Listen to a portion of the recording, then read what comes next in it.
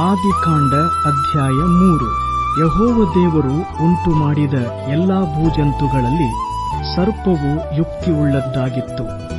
ಅದು ಸ್ತ್ರೀಯ ಬಳಿಗೆ ಬಂದು, ಏನವ್ವಾ, ತೋಟದಲ್ಲಿರುವ ಯಾವ ಮರದ ಹಣ್ಣನ್ನೂ ನೀವು ತಿನ್ನಬಾರದೆಂದು ದೇವರು ಅಪ್ಪಣೆ ಕೊಟ್ಟಿರುವುದು ನಿಜವೋ ಎಂದು ಕೇಳಲು, ಸ್ತ್ರೀಯು, ತೋಟದಲ್ಲಿರುವ ಮರಗಳ ಹಣ್ಣುಗಳನ್ನು ನಾವು ತಿನ್ನಬಹುದು, ಆದರೆ ತೋಟದ ಮಧ್ಯದಲ್ಲಿರುವ ಈ ಮರದ ಫಲದ ವಿಷಯವಾಗಿ ಇದನ್ನು ತಿನ್ನಲೂ ಕೂಡದು, ಮುಟ್ಟಲೂ ಕೂಡದು, ತಿಂದರೆ ಸಾಯುವಿರಿ ಎಂದು ದೇವರು ಹೇಳಿದ್ದಾನೆ ಅಂದಳು. ಆಗ ಸರ್ಪವು ಸ್ತ್ರೀಗೆ, ನೀವು ಹೇಗೂ ಸಾಯುವುದಿಲ್ಲ, ನೀವು ಇದರ ಹಣ್ಣನ್ನು ತಿಂದಾಗಲೇ ನಿಮ್ಮ ಕಣ್ಣುಗಳು ತೆರೆಯುವವು, ನೀವು ದೇವರಂತೆ ಆಗಿ ಒಳ್ಳೆಯದರ ಕೆಟ್ಟದ್ದರ ಭೇದವನ್ನು ಅರಿತವರಾಗುವಿರಿ, ಇದು ದೇವರಿಗೆ ಚೆನ್ನಾಗಿ ಗೊತ್ತುಂಟು ಅಂದಿತು. ಆಗ ಸ್ತ್ರೀಯು, ಆ ಮರದ ಹಣ್ಣು ತಿನ್ನುವುದಕ್ಕೆ ಉತ್ತಮವಾಗಿಯೂ ನೋಡುವುದಕ್ಕೆ ರಮ್ಯವಾಗಿಯೂ ಜ್ಞಾನೋದಯಕ್ಕೆ ಅಪೇಕ್ಷಿಸತಕ್ಕದ್ದಾಗಿಯೂ ಇದೆ ಎಂದು ತಿಳಿದು ಅದನ್ನು ತೆಗೆದುಕೊಂಡು ತಿಂದಳು. ಸಂಗಡ ಇದ್ದ ಗಂಡನಿಗೂ ಕೊಡಲು ಅವನೂ ತಿಂದನು. ಕೂಡಲೇ ಅವರಿಬ್ಬರ ಕಣ್ಣುಗಳು ತೆರೆದವು. ತಾವು ಬೆತ್ತಲೆಯಾಗಿದ್ದೇವೆಂದು ತಿಳಿದು ಅಂಜೂರದ ಎಲೆಗಳನ್ನು ಹೊಲಿದು ಉಟ್ಟುಕೊಂಡರು. ತರುವಾಯ ಯೆಹೋವ ದೇವರು ಸಂಜೆಯ ತಂಗಾಳಿಯಲ್ಲಿ ತೋಟದೊಳಗೆ ಸಂಚರಿಸುತ್ತಿರುವಾಗ ಆ ಸ್ತ್ರೀ ಪುರುಷರು ಆತನ ಸಪ್ಪಳವನ್ನು ಕೇಳಿ ಆತನಿಗೆ ಕಾಣಿಸಬಾರದೆಂದು ತೋಟದ ಮರಗಳ ಹಿಂದೆ ಅಡಗಿಕೊಂಡರು.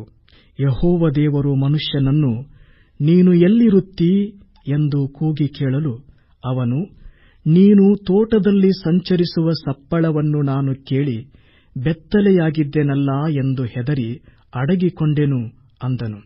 ಅದಕ್ಕಾತನು, ನೀನು ಬೆತ್ತಲೆಯಾಗಿದ್ದೀ ಎಂದು ನಿನಗೆ ತಿಳಿಸಿದವರಾರು? ತಿನ್ನಬಾರದೆಂದು ನಾನು ನಿನಗೆ ಆಜ್ಞಾಪಿಸಿದ ಮರದ ಹಣ್ಣನ್ನು ತಿಂದೀಯಾ ಎಂದು ಕೇಳಲು, ಆ ಮನುಷ್ಯನು, ನನ್ನ ಜೊತೆಯಲ್ಲಿರುವುದಕ್ಕೆ ನೀನು ಕೊಟ್ಟ ಸ್ತ್ರೀಯು ಆ ಮರದ ಹಣ್ಣನ್ನು ನನಗೆ ಕೊಟ್ಟಳು, ನಾನು ತಿಂದೆನು ಎಂದು ಹೇಳಿದನು.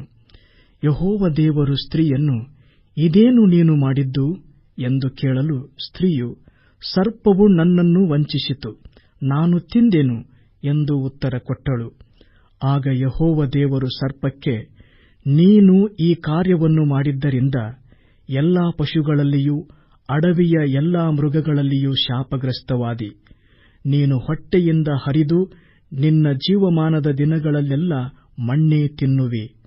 ನಿನಗೂ ಈ ಸ್ತ್ರೀಗೂ, ನಿನ್ನ ಸಂತಾನಕ್ಕೂ ಈ ಸ್ತ್ರೀಯ ಸಂತಾನಕ್ಕೂ ಹಗೆತನವಿರುವ ಹಾಗೆ ಮಾಡುವೆನು. ಈಕೆಯ ಸಂತಾನವು ನಿನ್ನ ತಲೆಯನ್ನು ಜಜ್ಜುವುದು, ನೀನು ಅದರ ಹಿಮ್ಮಡಿಯನ್ನು ಕಚ್ಚುವಿ ಎಂದು ಹೇಳಿದನು.